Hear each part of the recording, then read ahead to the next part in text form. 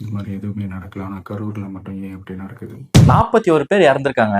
அதை பத்தி கொஞ்சம் கூட கவலைப்படாம 3 நாள் கழிச்சு சாவாசமா வந்து வீடியோ போட்டுட்டு சினிமா டைலாக்லாம் பேசி திமுக சரி செஞ்சிருச்சு, சிஎம் சார் இதனால இணைய பண்ணுங்க அப்படிங்கிற மாதிரி இதையும் டிஎம்கேங்கிற ஒரு நரேட்டிவை செட் பண்ற மாதிரி பண்றீங்களே. அன்னைக்கு உங்க கண்ணு முன்னாடி அத்தனை பேரு மயங்கி விழுகுறாங்க. அதை கொஞ்சம் கூட பொருட்படுத்தாம உங்களுக்கு எழுதி கொடுத்த ஸ்கிரிப்டை நீங்க பாட்டுக்கு வாசிச்சுட்டு நீங்க பாட்டுக்கு கிளம்பி போயிட்டீங்க. இவன் வருவான்றதுக்காக நம்ம வெளியில வெயிட்டிங்ல இருக்கும் பாருங்க, அதெல்லாம் ரொம்ப கொடுமை. வீடியோல சினிமா டைலாக் மாதிரி நான் ஒண்ணு வீட்டுல இருப்பேன், இல்லை நான் ஆபீஸ்ல இருப்பேன். சம்பவம் நடந்த அன்னைக்கு நைட்டு சிஎம் வந்து கரூர் ஹாஸ்பிட்டல் இருந்தாரு. நீங்க எங்க இருந்தீங்க விஜய் சார்? வீட்டுல படுத்துங்கிட்டு தானே இருந்தீங்க.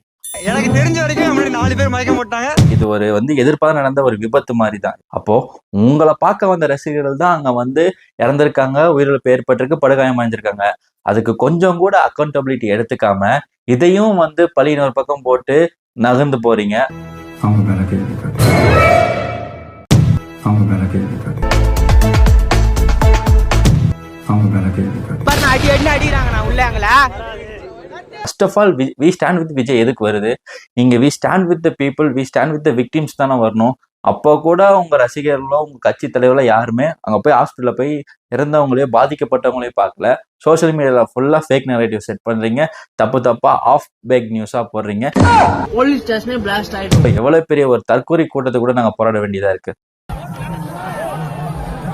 இனிமேலாச்சும் இப்படி எதுவும் நடக்காம இருக்கிறதுக்கு என்ன பண்ணணுமோ அதை ஆக்கப்பூர்வமா பேசி இனிமேல் இது நடக்காம பாத்துக்கிறது தான் உங்களோட கட்சியோட தலைவரா உங்க தொண்டர்களுக்கும் உங்க நிர்வாகிக்கும் சொல்றது நீங்க உங்க கடமை. அதை விட்டு போட்டு இது இன்னும் சினிமா டைலாக்லாம் பேசிட்டு சதிக்குதுன்னு சொல்லி டைம் வேஸ்ட் பண்ணிட்டு இருக்காதீங்க மிஸ்டர் விஜய்.